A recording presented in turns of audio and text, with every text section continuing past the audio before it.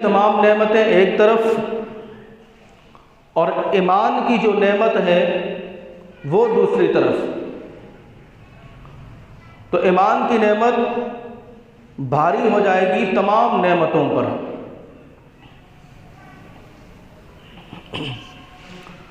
وہ لوگ کہ جو دنیا فانی سے بغیر ایمان کے فوت ہو گئے، اس حوالے سے اللہ رب العالمین نے سورہ عمران کے اندر تذکرہ فرمایا ہے اور یہ بتایا ہے کہ ایمان کتنی قیمتی چیز ہے.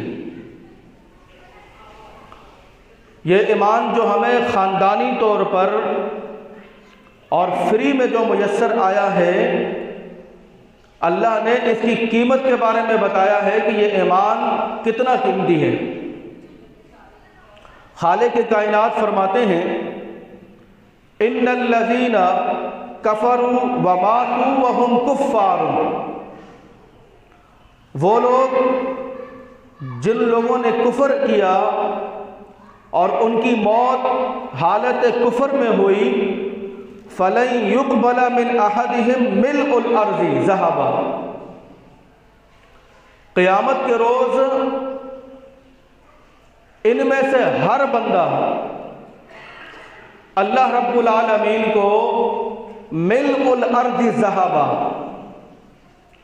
اللہ کو یہ پیشکش کرے گا کہ یا اللہ ہم پوری دنیا کی جو زمین ہے اس کے مطابق ہم آپ کو سونا دیتے ہیں، ہمیں ایمان لوٹا دیں.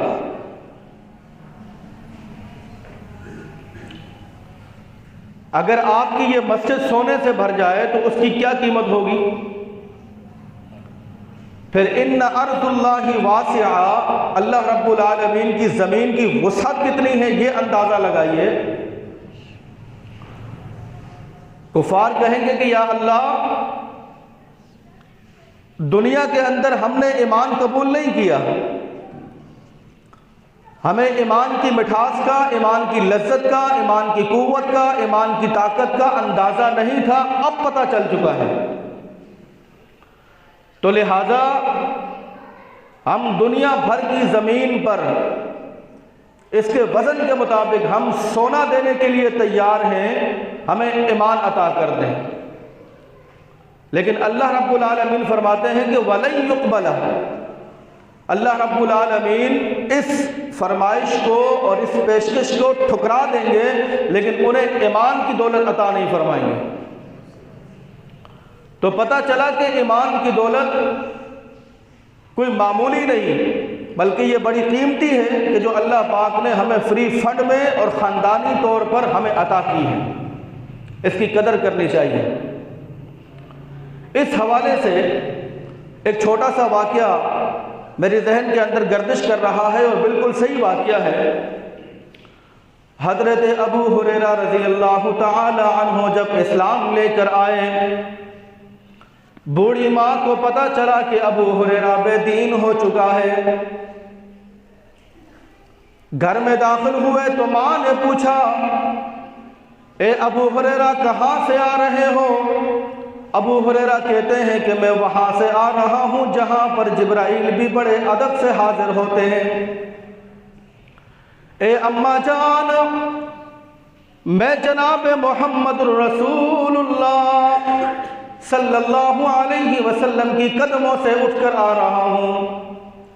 ماں پوچھتی ہے کہ بیٹا مجھے پتا چلا ہے کہ تو بے دین ہو چکا ہے، باپ دادا کے دین کو تو چھوڑ چکا ہے. ہاں اماں حضور، خبر تو آپ کو صحیح لگی ہے، میں نے محمد رسول اللہ کے دین کو قبول کر دیا ہے. یہ سننا تھا کہ ماں نے ابو ہریرہ کو مارنا شروع کر دیا. مار کھا کر ابو ہریرہ اللہ کے رسول علیہ السلام کے پاس پہنچتے ہیں اور جا کر شکایت لگاتے ہیں کہ اللہ کے رسول آج ماں نے مجھے بڑا مارا ہے. اللہ کے رسول کہتے ہیں یہ تو ماں اور بیٹے کا مسئلہ ہے، ہم کیوں اس میں دخل انداز ہوں، تم جانو تمہاری ماں جانے. مجھے بتاؤ کہ تم مجھ سے کیا چاہتے ہو؟ ابو ہریرہ کہتے ہیں کہ اے اللہ کے رسول، مانگ لیجئے اس رب سے جس نے مجھے ایمان عطا کیا، میری بوڑھی ماں پر بھی وہ رحم فرما دے۔ اے اللہ کے رسول، اپنی ماں کا ایمان مانگنے کے لیے آیا ہوں، اللہ سے مانگ لیجئے میری ماں کو بھی اللہ ایمان عطا فرمائے۔ اللہ کے رسول علیہ السلام اپنے ہاتھوں کو بلند کرتے ہیں، جو ہاتھ ہوا میں بلند ہوئے ویسے ہی ابو ہریرہ نے دوڑ لگانا شروع کر دی۔ راستے میں لوگوں نے ہریرہ کو روکنے کا کوشش کی، پوچھا کہ اے ابو ہریرہ، اتنے تیز قدموں کے ساتھ کیوں جا رہے ہو، کیوں بھاگ رہے ہو؟ کہتے ہیں کہ لوگوں آج مجھے نہ روکو، میں دیکھنا چاہتا ہوں کہ آج ابو ہریرہ گھر پہلے پہنچتا ہے، یہ محمد رسول اللہ کی دعا پہلے گھر پہنچتی ہے۔ ابو ہریرہ گھر پر پہنچے، دروازے کو بجایا، اندر سے آواز آئی کہ من دق الباب، میرے دروازے کو بجانے والا کون؟ ابو ہریرہ کہتے ہیں کہ اے اماں حضور، اگر تیرے بوڑھے ہاتھوں میں مارنے کی طاقت ہے تو یہ بیٹا پھر مار کھانے کے لیے حاضر ہو چکا ہے۔ کہا کہ انتظار کرو۔ کچھ انتظار کے بعد دروازہ کھولا گیا۔ ابو ہریرہ بیان کرتے ہیں کہ میں نے دیکھا میری ماں کے بال گیلے ہیں اور اس میں سے پانی ٹپک رہا ہے۔ میں سمجھ گیا کہ اللہ کے رسول کا نشانہ، اللہ کے رسول کا تیر نشانے پر لگ چکا ہے۔ دروازہ کھولا، ابو ہریرہ پوچھتے ہیں کہ اے اماں حضور، اتنا لیٹ دروازہ کھولنے کی وجہ کیا ہے؟ فرمایا کہ اے میرے لخت جگر، جب تو یہاں سے روانہ ہوا، تیرے جانے کی کچھ ہی لمحوں کے بعد میرے دل پر یہ احساس ہوا، مجھے اس بات کی فکر لاحق ہو گئی کہ وہ زندگی بھی کیا زندگی ہے جو ایمان سے خالی زندگی ہے، جو اسلام سے خالی زندگی ہے۔ نہائی ہوں، اپنے آپ کو غلاظتوں سے پاک کیا ہے، بس یہ چاہتی ہوں کسی طریقے سے مجھے محمد الرسول اللہ کے ساتھ پیش کر دو تاکہ میں اسلام کو قبول کر لوں۔ اور اسی ایمان کے بلبوتے پر سامعین محترم جنتی یا جہنمی ہونے کا سرٹیفکیٹ اللہ پاک ہمیں عطا فرمائے گا۔ ایک ایمان اور ایمان کے ساتھ عمل صالح کا ہونا بھی بہت ضروری ہے، لیکن اگر صرف ایمان ہو اور عمل صالح نہ ہو تو پھر راستے بڑے دشوار ہیں۔ اللہ رب العالمین فرماتے ہیں، میں نے آپ کے سامنے سورہ آل عمران کی ایک آیت پڑھی جس کا مفہوم یہ تھا، ان الذین کفروا وماتوا وهم کفار، جن لوگوں نے کفر کیا اور کفر کی حالت میں ہی وہ لوگ فوت ہو گئے، اور ان لوگوں نے اللہ کو یہ پیشکش کی کہ ہم پوری دنیا کی زمین کے برابر ہم آپ کو سونا دینا چاہتے ہیں، آپ ہمیں ایمان عطا کر دیں۔ لیکن اللہ نے فرمایا کہ نہیں، دنیا کا سونا ایک طرف، تمہیں ایمان نہیں دیا جائے گا۔ لیکن جن لوگوں نے ایمان قبول کیا ان کے بارے میں اللہ رب العالمین کیا فرماتے ہیں؟ ذرا سمجھیے گا، ایک طرف دنیا کا پورا سونا لیکن ایمان پر سودا نہیں ہو رہا، اور دوسری طرف اللہ رب العالمین ان لوگوں کے بارے میں ارشاد فرماتے ہیں کہ جن کو فری فنڈ کے اندر ایمان نصیب ہوا ہے، جن کو ایسے ہی ایمان مل گیا، خاندانی طور پر ایمان مل گیا، گھر والے مسلمان تھے تو اس نسبت سے ایمان مل گیا۔ ان کے بارے میں اللہ رب العالمین کیا فرماتے ہیں؟ خالق کائنات نے فرمایا، ان الذین آمنوا وعملوا الصالحات من ذکر او انثی، فرمایا کہ جو لوگ ایمان لے کر آئے اور ایمان لانے کے بعد انہوں نے نیک اعمال بھی کیے، ایسا نہیں ہے کہ صرف ایمان لا کر گھر بیٹھ گئے، بلکہ ایمان لانے کے بعد ان لوگوں نے اچھے اعمال بھی کیے تو لہم اجرہم عند ربہم، ان اعمال صالح کی وجہ سے اللہ پاک نے ان کے ہاں اجر عظیم رکھا ہوا ہے۔ ایک اور جگہ ارشاد فرمایا کہ من ذکر او انثی، ایمان لانے کے بعد اب یہ ایمان کی کسوٹی مردوں میں سے ہو یا خواتین میں سے ہو، جو بھی ایمان لے کر آتا ہے اور عمل صالح کرتا ہے تو اللہ پاک نے ان کے لیے اجر عظیم رکھا ہے۔ یہاں پر ذرا اس چیز کو سمجھیے گا، ایمان لانا، عمل صالح کرنا، یہاں پر دو باتیں ہیں، ایک ہے عمل کرنا اور ایک ہے اعمال صالح کرنا، یہ دو اہم ترین باتیں ہیں۔ ایک شخص ایمان لے کر آتا ہے اور عمل کرتا رہتا ہے، وہ عمل کچھ بھی ہے، نماز ہے، روزہ ہے، زکوٰۃ ہے، ایکس وائی زیڈ کچھ بھی ہے، عمل کرتا رہتا ہے۔ لیکن ایک شخص ایمان لے کر آتا ہے، ایمان لانے کے بعد پھر وہ اعمال صالح کرتا ہے، ان دونوں چیزوں کے اندر بڑا فرق ہے۔ حضرت ابو ہریرہ رضی اللہ تعالی عنہ روایت کرتے ہیں کہ اللہ کی بارگاہ میں ایک شخص کو پیش کیا جائے گا اور اس سے سوال ہوگا۔ کیا سوال ہوگا؟ کہ تم نے نماز پڑھی تھی؟ یہ صحیح حدیث ہے، تم نے نماز پڑھی تھی؟ وہ یہ کہے گا کہ 70 میں نے 60 سال تک نماز ادا کی ہے، میں 60 سال کا نمازی ہوں۔ تو اللہ رب العالمین اس کی 60 سال کی نماز کو رد کر دیں گے۔ نماز ایک عمل ہے، لیکن اس نے وہ عمل اس طرح سے نہیں کیا جس طرح اللہ اور اس کے رسول صلی اللہ علیہ وسلم کا حکم تھا۔ یہاں پر ایک نقطہ ہے، جناب محمد الرسول اللہ صلی اللہ تعالی علیہ وسلم ارشاد فرماتے ہیں، اول ما یحاسب به العبد یوم القیامت الصلاۃ، کہ قیامت کے دن سب سے پہلا جو سوال کیا جائے گا وہ انسان کی نماز کے بارے میں کیا جائے گا۔ لیکن دوسری حدیث کے اندر آتا ہے کہ اللہ کی بارگاہ میں جو سب سے پہلا سوال کیا جائے گا وہ قتل کے حوالے سے کیا جائے گا۔ تو بظاہر یوں لگتا ہے کہ ان دونوں احادیث مبارکہ کے اندر تضاد آ رہا ہے۔ ایک طرف کہا کہ سوال نماز کے بارے میں ہوگا، اور دوسری حدیث کے اندر کہا گیا کہ اللہ کے ہاں جو سب سے پہلا سوال کیا جائے گا وہ قتل کے حوالے سے کیا جائے گا۔ بظاہر ہمیں یہ تضاد لگتا ہے، لیکن یہ تضاد نہیں ہے۔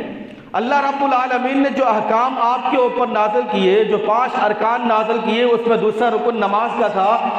اعمال کے اعتبار سے جو سب سے پہلا سوال کیا جائے گا وہ آپ کی نماز کے حوالے سے کیا جائے گا،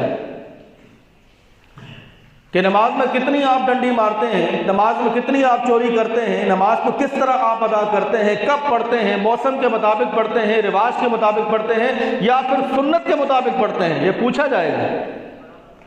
اور اگر آپ کی نماز 60 سال کی عمر پر مشتمل ہو یا 80 سال کی عمر پر مشتمل ہو لیکن وہ موافق رسول نہ ہو تو اس نماز کو رد کر دیا جائے گا۔ میں نہیں کہتا، ابو ہریرہ رضی اللہ تعالیٰ عنہ کی یہ حدیث مبارکہ کہتی ہے۔ اور حقوق العباد کے حوالے سے قیامت کے دن جو سب سے پہلا سوال کیا جائے گا وہ قتل کے متعلق کیا جائے گا کہ تم نے قتل کیوں کیا ہے۔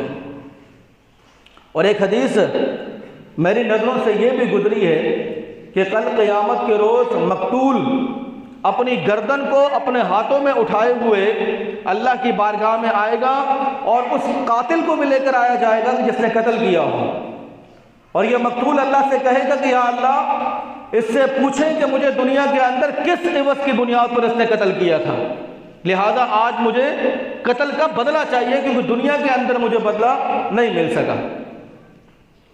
ایک بہت مشہور عالم دین ہیں، ان کا نام میرے ذہن میں سے نکل گیا، امام قرطبی رحمہ اللہ کی تفسیر کے اندر انہوں نے اس بات کا تذکرہ کیا ہے کہ عمل اور عمل صالح کے حوالے سے یہ دو الگ الگ چیزیں ہیں۔ ایک ہے عمل کرنا، آپ بغیر موسم کے آئے، بغیر وقت کے آئے، الٹا پھلٹا وضو کیا، الٹی پھلٹی نماز پڑھی اور آپ چلے گئے، یہ تھا آپ کا عمل، یہ تھا عمل، لیکن یہ عمل صالح نہیں ہے۔ یہ امام صاحب فرماتے ہیں کہ عمل صالح کی یہ گارنٹی ہونی چاہیے کہ ما کان خالیا ریاء، کہ اس عمل کے اندر وہ ریاکاری سے خالی ہو، اس میں ریاکاری نہ ہو، اس میں صرف اخلاص مبنی ہو، ریاکاری کے اس میں جراثیم نہ ہو، یہ ہوگا عمل صالح۔ اب جس عمل کے اندر ریاکاری آ جائے، لوگوں کو دکھلانا مقصود ہو، لوگوں کو بتانا مقصود ہو، تو وہ عمل تو ہوگا لیکن عمل صالح نہیں ہوگا۔ اب وہ چاہے نماز ہو، چاہے وہ روزہ ہو، چاہے وہ حج ہو، چاہے وہ عمرہ ہو۔ اور اسی ریاکاری کے حوالے سے اللہ کے رسول علیہ السلام کی ایک حدیث مبارکہ ہے جس میں جناب محمد الرسول اللہ صلی اللہ علیہ وسلم فرماتے ہیں کہ کل قیامت کے روز 3 بندوں کو اللہ کے سامنے پیش کیا جائے گا، ان میں سے پہلا عالم دین، دوسرا اللہ کی راہ میں شہید ہونے والا، اور تیسرا لوگوں کے فیصلے کرنے والا حاکم۔ اور ان تینوں سے سوال کیا جائے گا۔ عالم دین سے پوچھا جائے گا کہ یہ بتاؤ کہ اپنی زندگی کو تم نے کہاں صرف کیا؟ وہ جواب دے گا کہ یا اللہ، پیدا ہوا، کچھ بڑا ہوا تو ماں باپ نے اٹھا کر مدرسے میں ڈال دیا، 10 سال 15 سال مسجد مدرسے کے اندر تعلیم حاصل کرتا رہا، اس کے بعد تیرے دین کو، اسلام کو لوگوں تک پہنچانے کے لیے اپنی زندگی کو میں نے وقف کر دیا تھا، ایک پروگرام کے بعد دوسرا پروگرام، ایک بیان کے بعد دوسرا بیان، بس یا اللہ اسلام کو پہنچانے کے لیے، دین کو پہنچانے کے لیے میں نے اپنی نیندوں تک کی قربانی دے ڈالی، اپنے شوق کی قربانی دے ڈالی، اپنی چاہتوں کا گلا گھونٹ دیا، بس تیرے دین کو لوگوں تک پہنچانا میرا مقصود تھا، یا اللہ اسی حالت کے اندر میری موت واقع ہو گئی۔ اللہ رب العالمین فرماتے ہیں، فرمایا کہ اے فرشتوں کی جماعت، خذوہ فغلوا ثم الجحیم صلوا، اے فرشتوں پکڑو اس کو، جکڑو اس کو، اٹھا کر جہنم میں ڈال دو۔ اے عالم دین، تو نے میرے دین کو جو پہنچایا وہ میرا قرب نہیں تھا، میری رضا نہیں تھی، میری خوشنودی نہیں تھی، بلکہ تو یہ چاہتا تھا کہ لوگ تجھے عالم کہیں، تو لوگوں نے تجھے عالم کہہ دیا۔ تو یہ چاہتا تھا کہ لوگ تیری عزت کریں، لوگوں نے تیری عزت کی۔ تو یہ چاہتا تھا کہ لوگ تجھے منصب پر، عہدے پر بٹھا دیں، تو یہ لوگوں نے سب کچھ کر دیا، میری خاطر تو تو نے کچھ کیا ہی نہیں، اب بدلہ کس بات کا چاہتا ہے؟ اے فرشتوں اٹھاؤ اور اسے جہنم کے اندر رسید کر دو، کیونکہ عالم کی بڑی پکڑ ہے، اور اس کی پکڑ ہر لحاظ سے ہے۔ اگر وہ دین چھپاتا ہے تب بھی اس کی پکڑ ہے، اور اگر دین کو وہ ریاکاری کے لیے دکھاتا ہے لوگوں کو تب بھی اس کی پکڑ ہے، بچتا نہیں ہے، بڑا نازک معاملہ ہے۔ دوسرا شہید، پوچھا جائے گا کہ زندگی کہاں گزاری؟ کہا کہ یا اللہ تیری قتال کی آیتوں کو پڑھا، جہاد کی آیتوں کو پڑھا، دل میں جوش جاگا، اور اپنے گھر بار کو، ماں باپ کو، بہن بھائیوں کو چھوڑ کر جہاد پر روانہ ہو گیا، پوری زندگی وہیں رہا، میدان کے اندر لڑتا رہا، یہاں تک کہ اللہ پاک تو نے مجھے شہادت عطا فرمائی۔ کہا کہ شہید ہو کر آیا ہوں، تو جھوٹ بولتا ہے، تو چھپاتا ہے مجھ سے، تو غازی اس لیے بنا کے لگتا کہ لوگ تجھے غازی کہیں، لوگوں نے تجھے غازی کہہ دیا، تو میدان مقتل کے اندر اس وجہ سے گیا کہ تیری واہ واہ ہو، تیرے چرچے ہوں، تو اس عمل کی وجہ سے لوگوں نے تیرے چرچے بھی کیے، لوگوں نے تیری واہ واہ بھی کی، میری خاطر تو کچھ کیا ہی نہیں نا، یہ تو نے اس وجہ سے کیا کہ لوگ تجھے غازی کہیں، تو لوگوں نے تجھے غازی کہہ دیا۔ تو شہید ہوا، تو چاہتا یہی تھا کہ لوگ تجھے شہید کہیں، تو لوگوں نے تجھے شہید کہہ دیا، میرے لیے تو کچھ کیا ہی نہیں۔ اب جب میرے لیے کچھ نہیں کیا تو مجھ سے مطالبہ کس بات کا ہے؟ اٹھاؤ اس کو جہنم رسید کر دو۔ ہمارے ہاں ایک اور معاملہ ہے، اور وہ معاملہ ہے جج کا معاملہ، انصاف کا معاملہ، ترازو کا معاملہ۔ اس پر زیادہ بات تو نہیں کر پاؤں گا، لیکن کل قیامت کے روز اللہ کی بارگاہ کے اندر جس طرح ہمارے یہ حاکم اور حکمران بڑی عیش و عشرت کے ساتھ زندگی کو بسر کرتے ہیں، بڑے پروٹوکول کے ساتھ اور بڑی سہولیات کے ساتھ، یعنی ان کے لیے کچھ بھی کرنا یا نہ کرنا مشکل ہوتا ہی نہیں ہے، لیکن ہم یہ کیوں بھول جاتے ہیں کہ یہ جج کا بننا، یہ حاکم کا بننا، یہ کوئی معمولی کھیل نہیں ہے، یہ کوئی معمولی ذمہ داری نہیں ہے۔ اور اللہ کے رسول علیہ السلام کے زمانے کے بعد جب حضرت عمر فاروق رضی اللہ تعالی عنہ کو خلافت ملتی ہے، حضرت عمر فاروق کی رات کی نیندیں اڑ جایا کرتی تھی، رات کو نیند نہیں آتی تھی۔ اور نیند کس وجہ سے نہیں آتی تھی؟ عوام الناس کی وجہ سے، کہ کوئی بھوکا تو نہیں سو رہا، کسی کو کوئی پریشانی تو نہیں ہے، کوئی بیمار تو نہیں ہے، کسی کو کوئی تکلیف تو نہیں ہے۔ اس بے چینی کی وجہ سے عمر فاروق کے جن کی چاہت پر اللہ پاک نے قرآن مجید کی متعدد آیتیں نازل فرمائی ہیں، وہ رات کو بھائی سویا نہیں کرتے تھے۔ اور آج کے معاشرے کے اندر حکمرانوں کی وجہ سے لوگ خودکشیاں کرنے پر مجبور ہیں، اپنی فیملی سمیت، بچوں سمیت مر جاتے ہیں، سڑ جاتے ہیں، اور حکمرانوں کی کانوں کو خبر بھی نہیں پہنچتی کہ بھائی کسی محلے کے اندر کسی غریب نے خودکشی بھی کر لی ہے۔ تو یہ حاکم بننا اور یہ جج بننا یہ کوئی معمولی نہیں ہے، بلکہ جج بننے کے بعد یا حاکم بننے کے بعد اللہ رب العالمین کی طرف سے دین کی بھی ذمہ داری اس کے اوپر عائد ہوتی ہے، اور عوام الناس کی ہر چیز کی ذمہ داری حاکم وقت کے اوپر اللہ پاک عائد کرتا ہے۔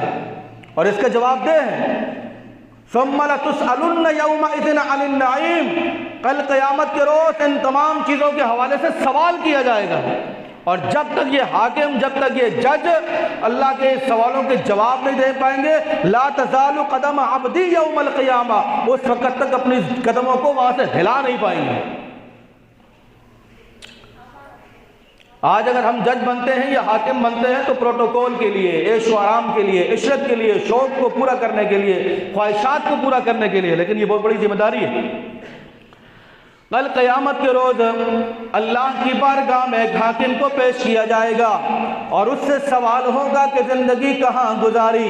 وہ یہ کہے گا کہ یا اللہ میں نے ہمیشہ ظالم کو سزا دی اور مظلوم کا ساتھ دیا۔ وہ کہے گا کہ یا اللہ میں نے ہمیشہ فیصلے حق کی بنیاد پر کیے، میں نے ہمیشہ فیصلے قرآن کی بنیاد پر کیے، میں نے مظلوم کو کبھی رسوا نہیں کیا، ظالم کو کبھی چھوڑا نہیں۔ یا اللہ اسی کشمکش کے اندر اپنی زندگی کو گزار کرایا ہوں۔ اللہ رب العالمین فرماتے ہیں کہ نہیں، تو چاہتا تھا کہ لوگ تجھے حاکم کہیں، لوگوں نے تجھے حاکم کہہ دیا، تو چاہتا تھا کہ لوگ تجھے قاضی کہیں، لوگوں نے تجھے قاضی کہہ دیا۔ کئی دفعہ ایسا ہوا کہ تو نے ظالم کو چھوڑ کر مظلوم کو تو نے پھانسی پہ لٹکا دیا۔ اے میرے فرشتوں کی جماعت، اسے پکڑو اور جکڑو اور اٹھا کر جہنم رسید کر دو۔ ان تینوں بندوں کو اخلاص نہ ہونے کی وجہ سے، عمل صالح نہ ہونے کی وجہ سے ان کی پوری کے پورے اعمالوں کو ضائع کر دیا جائے گا، برباد کر دیا جائے گا۔ اللہ رب العالمین یہاں پر ایک بات اور ارشاد فرماتے ہیں، اور وہ بڑی زبردست بات ہے جی، ان الذین آمنوا وعملوا الصالحات، جو لوگ ایمان لے کر آئے اور ایمان لانے کے بعد عمل نہیں، عمل صالح کرتے ہیں۔ عمل صالح کا میں نے آپ کو بتا دیا، عمل کا بھی بتا دیا اور عمل صالح کا بھی بتا دیا۔ عمل صالح کرنے کے بعد اللہ کیا کہتا ہے؟ فَلَنُحْيِيَنَّهُ حَيَاتًا طَيِّبَةً، اور ایک جگہ پر ہے فَلَنُحْيِيَنَّهُ، حدیث کے اندر ہے حیاتًا طیبہ، ہم ان کو ابدی زندگی دیں گے۔ کس وجہ سے؟ ایمان لے کر آتے ہیں، ایمان لانے کے بعد عمل صالح کرتے ہیں۔ یعنی صالح سے مراد یہ ہے آپ کوئی بھی کام کرتے ہیں تو اس میں ریاکاری نہیں ہے، دکھلاوا نہیں ہے، اس میں واوا نہیں ہے۔ چاہے وہ آپ 2 رکعت نماز بھی اگر آپ پڑھ رہے ہیں نا تو اس کے پیچھے مقصد یہ ہے کہ میں اللہ کی رضا کے لیے پڑھ رہا ہوں، مولوی کو دکھانے کے لیے نہیں پڑھ رہا ہوں۔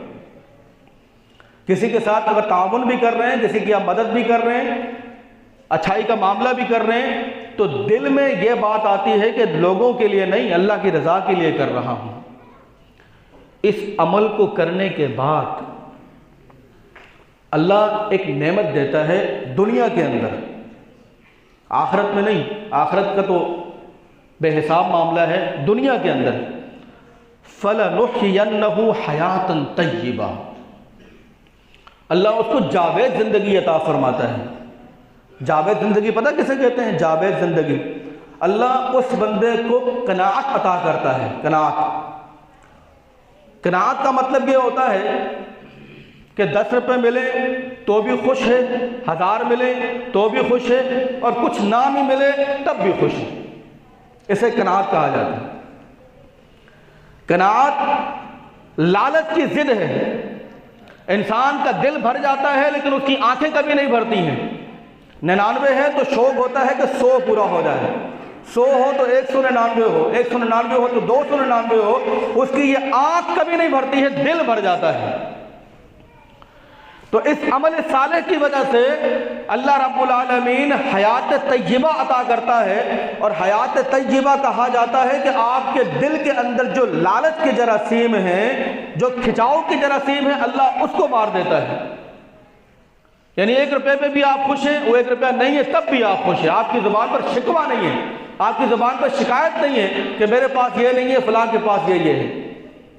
یہ اللہ پاک کی طرف سے ایک انعام دیا جاتا ہے دنیا کے اندر ہی۔ اللہ پاک جو ہے وہ اس کو حیات طیبہ، وہ زندگی عطا کرتا ہے کہ جس زندگی کے اندر شکوہ نہیں ہے، جس زندگی کے اندر شکایت نہیں ہے، قناعت پسندی معاملہ ہے، تھوڑے پر بھی خوش ہے، زیادہ پر بھی خوش ہے، زیادہ کی تمنا نہیں ہے، تھوڑے پر اللہ سے راضی ہے، نہیں ہے تب بھی اللہ پہ راضی ہے۔ اللہ پاک یہ صفت عطا کرتا ہے، کس وجہ سے؟ جو لوگ ایمان لے کر آئے، ایمان لانے کے بعد عمل صالح کرتے ہیں تو اللہ رب العالمین اس کے بدلے میں اللہ پاک ان کو یہ عنایت عطا فرماتا ہے۔ آج کی پوری تقریر کا لب لباب اور خلاصہ کلام یہ ہے، ایمان اللہ پاک کی طرف سے ایک نعمت ہے، ایک دولت ہے جو ہمیں فری فنڈ کے اندر ملی ہے، لیکن جو چیز فری فنڈ کے اندر ملتی ہے اس کی قدر نہیں ہوتی ہے، اس کا اتنا خیال نہیں کیا جاتا ہے، کیونکہ ہم سارے تقریباً خاندانی طور پر مسلمان ہیں، ہمارے باپ دادا مسلمان تھے، تو انہی کی نسبت سے اللہ پاک نے ہمیں ایمان عطا کیا ہے۔ ایمان کتنی بڑی قیمت ہے، سورہ عمران کا بیان آپ کے سامنے بیان کر دیا کہ قیامت کے روز کفار، وہ لوگ جو حالت کفر میں فوت ہوئے ہیں، وہ اللہ کو یہ پیشکش دیں گے، اللہ کو یہ پیشکش دیں گے کہ یا اللہ پوری دنیا کی زمین کے برابر ہم آپ کو سونا دیتے ہیں، آپ اس کے بدلے ہمیں ایمان عطا کر دیں، قیمت اس کے بدلے آپ ہمیں ایمان عطا کر دیں، لیکن فَلَن يُقْبَلَ مِنْهُ، اللہ پاک اس پیشکش کو ٹھکرا دے گا اور ان کو ایمان کی دولت عطا نہیں کرے گا۔ تو جن لوگوں کے پاس ایمان کی دولت ہے، یعنی کہ وہ مسلمان ہیں، چاہے وہ رسمی مسلمان ہو یا چاہے حکمی مسلمان ہو، ہے مسلمان، تو ان کو چاہیے کہ اس ایمان کے ساتھ ساتھ عمل صالح کرنے کی بھی کوشش کریں۔